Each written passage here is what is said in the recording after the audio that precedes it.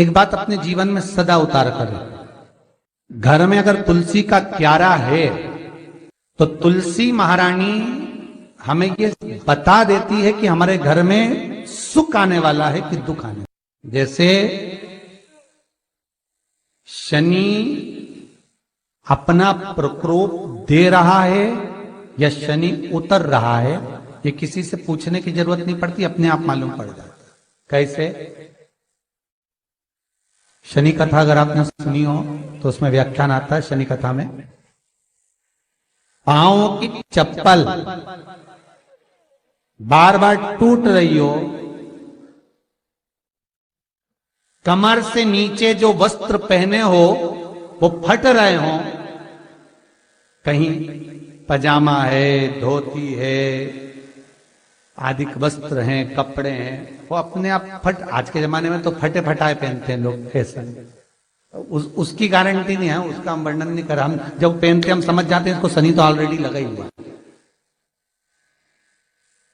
जब उनका घुटना घुटनी सब फटा हुआ दिखता है तो उसमें लग जाता है कि शनि पहले से लग गया बापड़ा, उनके पहने से तो मालूम पड़े।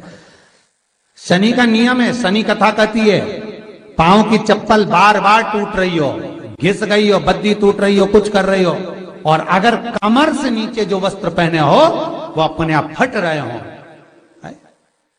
समझ लेना कि शनि पांव से प्रवेश कर रहा, मतलब अपनी प्रखरता शनि दिखा रहा। किसी मंदिर में गए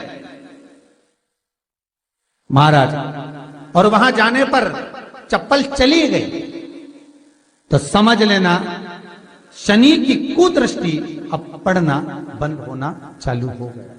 कितना सुंदर कहा है महाराज। जूता चप्पल आज के जमाने में तो फैशन हो गई साहब, घर की चप्पल अलग होती है, बाहर की चप्पल अलग होती है। लोग घर में चप्पल किचन तक में पहन के जाते हैं।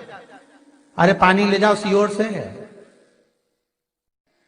रसोई घर में लोग चप्पल पहन कर जाते हैं, जहां भगवान का प्रसाद बन रहा है, जहां अन्नपूर्णा निवास कर रही है, और पूछो तो कह किचन की चप्पल है तो माथे पे रख लो। तुम अपनी मां को जरूर देखना है एक बार, वो बूढ़ी मां कितनी बार किचन में चप्पल पहन कर गई, मुझे जरूर फोन कर कर बताना।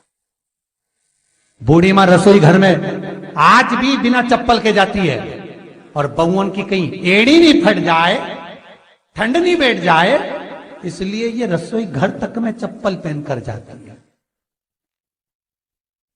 सूर्य नारायण की कथा पढ़ना, शनि महाराज की कथा पढ़ना, और गरुड़ पुराण की कथा पढ़ना, जिन जिन कथाओं का हम व्याख्यान कर रहे हैं उसको पढ़ना जरूर हो। क्या लिखा है? घर के अंदर जब चप्पल जाती है, रोग, बीमारी, कष्ट, तकलीफ चालू हो जाती है।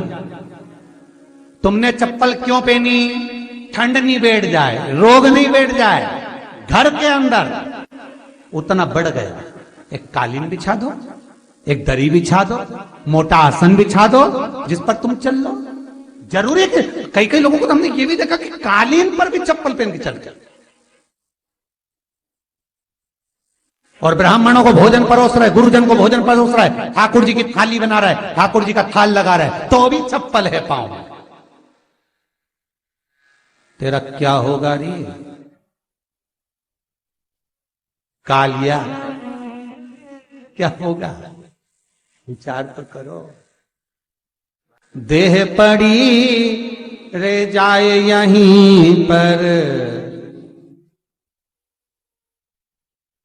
फिर कुंडल और नगीना, क्या हरि नाम नहीं तो जीना।